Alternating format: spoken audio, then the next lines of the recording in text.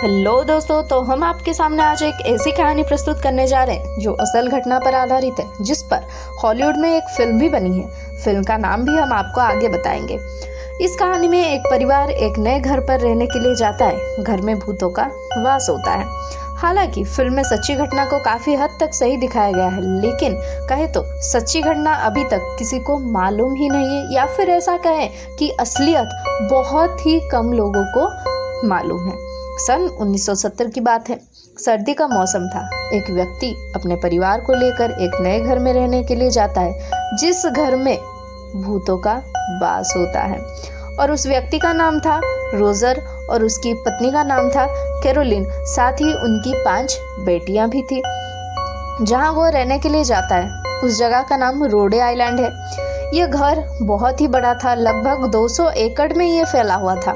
इस घर का जो कंस्ट्रक्शन है 1736 ईसा के आसपास हुआ था। तो रोजर ने सोचा था कि यहाँ पर अधिक समय तक हम लोग अपना जीवन व्यतीत करेंगे, लेकिन किस्मत को शायद कुछ और ही मंजूर था। जब रोजर और उनका परिवार वहां पहुंचा तो उनको वो घर बेहद ही पसंद आया, लेकिन उनको क्या पता था कि यहाँ आत्मा का वास है। वे सब नजरअंदाज करते हुए घर में एंट्री करने लगते हैं। कुछ दिनों बाद रोजर और उसके परिवार को वहाँ की आत्मा का एहसास होने लगा था। कुछ छोटी छोटी ऐसी चीजें हो रही थी, लेकिन वो सब उन्हें नजरअंदाज करते रहे। अभी तक उस घर की आत्माओं ने इस परिवार की किसी भी सदस्यों को किसी भी तरह की कोई नुकसान नहीं पहुंचाया था। घटनाएं कुछ इस प्रकार से घटित हो रही थी कि जैसे रात को सोते समय डराना, बच्चों को खेलते हुए घूर के देखना, बच्चों से कभी कभी तो बातें भी करने लगती थी जिससे बच्चे डर जाते थे। कुछ दिन तो यही सब चलता रहा। धीरे धीरे टाइम बढ़ता गया और ये जो घटना थी इसकी सिलसिला भी और भी बढ़ती गई। उस परिवार का जहाँ जीवन अच्छा चल रहा था, लेकिन समय ने एक नया मोड़ लिया। अब उस परिवार को अजीबोगरीब आवाजें, अलग अलग प्रकार की वेशभूषाओं में आत्माएं दिखने लगी। अब कुछ ऐसी घटनाएं घटने लगी थी जिससे कि वो परिवार डर गया था। जैसे दीवार पर लगी तस्वीर का अचानक से गिर जाना, दरवाजों का अपने आप ही खुल जाना, सामानों का स्थान बदल जाना, ये सब चीजें। रात के समय छोटे बच्चों की आवाज आना शुरू हुई थी, जिस कारण पूरा परिवार सो नहीं पाता था। अब रोजर और उसके परिवार डरने लगा था। वे पूरी तरह घबराने लगे थे, लेकिन अभी तक उस परिवार के किसी भी सदस्य को उन आत्माओं ने कोई नुकसान नहीं पहुंचाया था। लेकिन शायद अब जो होने वाला था वो बात से ये लोग शायद ही अनजान थे। उस घर में कुछ ऐसे प्रेत आत्माओं का आगमन होता है जो अत्यंत ही भयानक थे, या फिर ऐसे बोल सकते हैं बहुत ही ज्यादा डेंजरियस थे। जिसमें से एक आत्मा का नाम था बसीवा। बसीवा ने रोजर और उसके बच्चों को छोड़कर सीधा उनकी माँ को ही अपना निशाना बनाया। रोजर की पत्नी को वह आत्मा बहुत परेशान करने लगी थी। रोजर की पत्नी को शारीरिक रूप से चोट भी देने लगी थी। रोजर की पत्नी का नाम कैरोलिन था। कैरोलिन का यह समय बहुत ही कठिन था। एक दिन कैरोलिन को उस बुरी औरत की आत्मा ने रात में उसके बेड को पूरी तरह घुमाया और आधी रात में कैरोलिन को जोर जोर से घर से बाहर निकलने के लिए कहा। ऐसा कहते वक्त वह आत्मा कैरोलिन के ऊपर ही बैठी थी। रोजर की पत्नी के द्वारा बताया गया कि उस औरत की जो आत्मा थी वो दिखने में बहुत ही ज्यादा भयानक थी। उसका सर एक तरफ लटका हुआ था, मानो कि जैसे उसका सर किसी ने मोड़ कर तोड़ा हो। वह आत्मा कैरोलिन को सुई जैसी नुकीली चीजें भी चुभाती थी। अब धीरे धीरे सब कुछ बंद होने लगा था। उस आत्मा ने कैरोलिन को नुकसान पहुंचाना भी बंद कर दिया था, लेकिन शायद कैरोलिन को यह पता नहीं था कि वह आत्मा अब उसके शरीर में प्रवेश करने लगी है। कैरोलिन का सर तेजी से दर्द करने लगा था। उसका शरीर पूरी तरह से टूट चुका था। उसे बुखार जैसी कई अलग अलग प्रॉब्लम्स आने लगी थी। कैरोलिन के शरीर में उस बसीवा की आत्मा ने अपना आधिपत्य जमा लिया था। अगर हम बसीवा के जीवन की ओर चले तो इसकी कड़ी एक दूसरे से मिलती रही है। 1892 ईसा में बसीवा थेयर का जन्म रोडे आइलैंड में हुआ था। बसीवा की शादी 10 मार्च 1844 को हुई थी।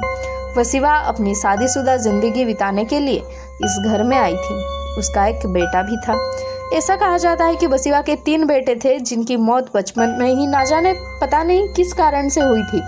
इसी कारण उसके ससुराल और मायके के लोगों का कहना था कि बसीबा एक डायन है और काला जादू भी करती है और अपने बच्चों की बलि भी उसी ने इस काला जादू के चलते ही दी है। ऐसा इसीलिए कहा जाता है कि बसीबा की एक बेटी भी थी जिसकी मौत उसके ऊपर सुई चुभाने से हुई थी और उसके माथे पर राख भी लगी थी। उसके गले में एक फूल का माला भी था।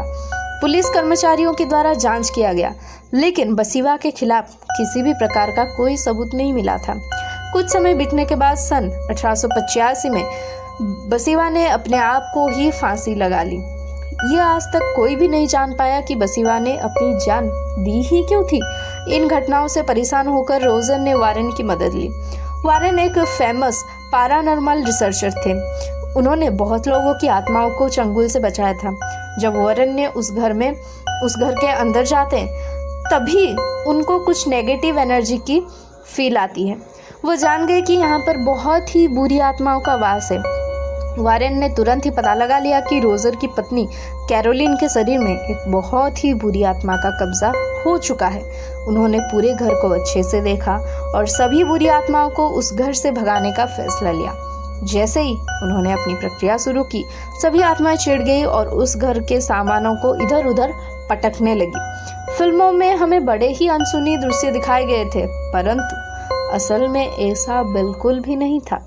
वारेन ने एक ऐसी प्रक्रिया की थी जिससे आत्माओं से डायरेक्ट बात की जा सकती है, जिसे सेंस नामक प्रक्रिया कहते हैं। इस प्रक्रिया के बाद रोजर की बड़ी बेटी एंड्रिया ने साफ साफ बताया था कि उस रात वारेन ने सेंस नामक प्रक्रिया का उपयोग किया था। इस प्रक्रिया के पश्चात आत्माएं और चिढ़ गई थी, क्योंकि वारेन ने एक ऐसा दरवाजा को खोल कर रखा था और आत्मा को बुलाया था जिससे वो कभी बंद ही नहीं कर पाए, और इस कारण से स्थिति और भी बदतर होती चली गई। रोजर ने वारेन को घर से निकालकर भगा दिया। आर्थिक कमजोरी के कारण रोजर इस घर को छोड़ नहीं पा रहे थे, जिससे इन्होंने 7 साल इस घर में बिताया, पूरे 7 साल। और 7 साल के बाद इन्होंने इस घर को छोड़ दिया।